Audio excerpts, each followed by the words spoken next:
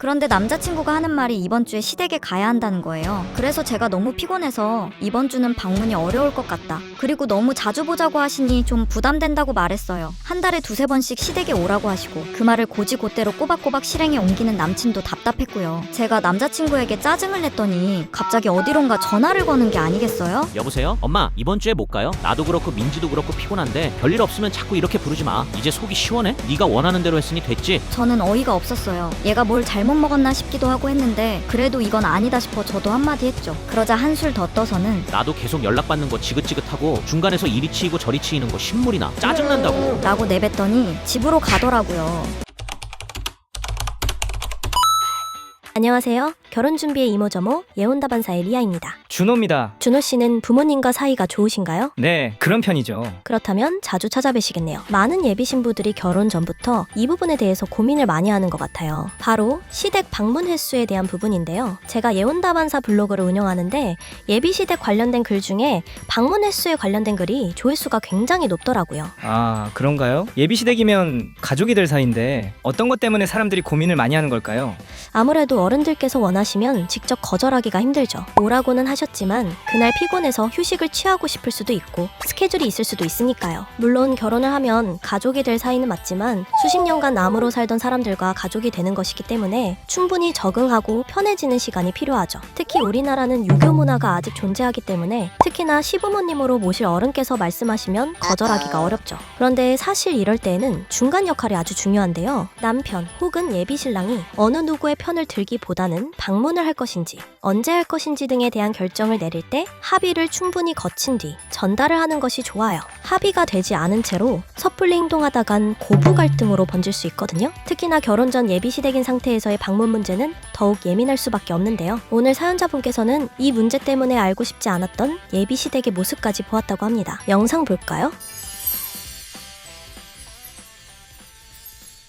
저와 남자친구는 서로 결혼을 약속한 뒤 아직 정확한 일정은 잡지 않았어요. 이제 결혼 준비도 해야 하고 상견례 일정도 잡아야 하다 보니 이것저것 알아봐야 할 것도 많고 회사도 다니다 보니 체력이 못 따라가더라고요. 너무 피곤해서 이번 주말에는 아무것도 하지 말고 집에서 쉬어야겠다라고 생각하고 있었어요. 그런데 남자친구가 하는 말이 이번 주에 시댁에 가야 한다는 거예요. 그래서 제가 너무 피곤해서 이번 주는 방문이 어려울 것 같다. 그리고 너무 자주 보자고 하시니 좀 부담된다고 말했어요. 그랬더니 답답한 표정으로 저한테 부모님께서 계속 전화하시는데 가야지 어쩌겠어 라고 하는 거예요. 그걸 보는 제 속이 더 답답해지더라고요. 아니 특별한 날도 아닌데 한 달에 두세 번씩 시댁에 오라고 하시고 그 말을 고지고대로 꼬박꼬박 실행에 옮기는 남친도 답답했고요. 제가 남자친구에게 짜증을 냈더니 갑자기 어디론가 전화를 거는 게 아니겠어요? 여보세요? 엄마 이번 주에 못 가요? 나도 그렇고 민지도 그렇고 피곤한데 별일 없으면 자꾸 이렇게 부르지 마. 맙소사. 어머님한테 전화를 걸어서 대뜸 못 간다고 통보를 하면서 인상을 팍 쓰는 거예요. 그래서 제가 왜 그러냐며 말렸는데 아버님께서 전화를 바꾸시곤 한마디 하셨는지 전화하지 말라고 모진 말을 내뱉으면서 머리를 헝클어뜨리더라고요. 전화가 끊어지지도 않았는데 씩씩거리면서 짜증을 막 내는데 정말 처음 보는 모습이었어요. 이게 이렇게까지 커질 일인가 싶은 생각에 당황스럽기도 하고 어떻게 해야 할지 모르겠어서 멍 때리고 있었는데 남친이 집에 간다며 그대로 나가버리더라고요. 얼른 따라 나갔죠. 제가 헐레벌떡 뛰어나갔더니 저를 보며 화난 얼굴로 한마디 내뱉더라고요. 이제 속이 시원해? 네가 원하는 대로 했으니 됐지? 저는 어이가 없었어요. 얘가 뭘 잘못 먹었나 싶기도 하고 했는데 그래도 이건 아니다 싶어 저도 한마디 했죠. 아무리 그래도 어른한테 그렇게 말하면 어떡해? 좋게 말할 수 있었잖아. 그러자 한술 더 떠서는 나도 계속 연락받는 거 지긋지긋하고 중간에서 이리 치이고 저리 치이는 거 신물이 나. 짜증난다고. 라고 내뱉더니 집으로 가더라고요. 정말이지 착한 아들이네요. 부모님과 떨어져 사회생활하며 살다 보면 한 달에 한 번 가는 것도 어려울 때가 많은데 거의 매주 꼬박꼬박 본가에 갔었나 봐요. 그러게요. 저는 가까이 사시는데도 점차 잘 찾아뵙지 않게 되는 것 같은데요. 근데 여자친구한테 왜 화를 내는 거죠? 중간에서 입장 정리를 잘 못해서 화가 난 건가요? 맞아요. 여자친구를 비난하는 듯한 말로 화를 내는 건 좀 아닌 것 같아요. 분명 뭔가 더 있을 거예요. 다음날 할 말이 있다며 카페에서 잠깐 보자고 하더라고요. 화를 낼 수도 있었지만 일단 무슨 사정인지 들어보고 판단해야겠다 생각하고 카페로 나갔어요. 차분한 표정으로 앉아있는 남자친구에게 다가가서 무슨 일이냐고 묻자 남자친구는 휴대폰 통화 내역을 보여줬습니다. 통화 내역은 가히 충격적이었어요. 시부모님께서 번갈아 가면서 하루에 5번이 넘게 부모님께 전화를 하셨더라고요. 통화 내용은 별거 없었대요. 그런데 집에 언제 올 거냐고 계속 그러시면서 재촉을 하셨다고 하더라고요. 저는 깜짝 놀라서 왜 나에게 말을 하지 않았는지 좀 과한 듯한 부분에 걱정이 된다고 조심스럽게 말을 했어요. 남자친구는 어제 저에게 심하게 화냈던 것에 대해 굉장히 미안해하며 사과를 했어요. 그래서 저는 사정을 들어보니 나라도 짜증났을 것 같아. 나도 시부모님 뵈러 가는 것이 싫은 건 아닌데 사실 좀 부담스러워. 그러니까 우리 입장 정리를 좀 분명히 하면 좋을 것 같아. 우리가 먼저 상의한 뒤에 부모님께 말씀드려보는 건 어때? 라고 말을 했더니 남자친구는 한시름 놓은 듯한 표정으로 앞으로는 네 입장을 먼저 챙기도록 더 노력할게. 사랑해 라고 하더라고요. 결국 저희는 상의 끝에 한 달에 한 번만 시댁에 방문하기로 하고 부모님께 분명하게 입장을 전해드렸습니다. 남친은 오히려 속이 시원하다며 부모님께 짜증냈던 것에 대해 사과도 하고 지금은 저와 함께 열심히 결혼 준비를 하고 있답니다. 와, 하루에 5번 넘게 전화를요? 사랑이 넘치는 집안이네요. 조금 과한 부분이 있으시지 않나 싶어요. 정서적 독립이라고 해야 할까요?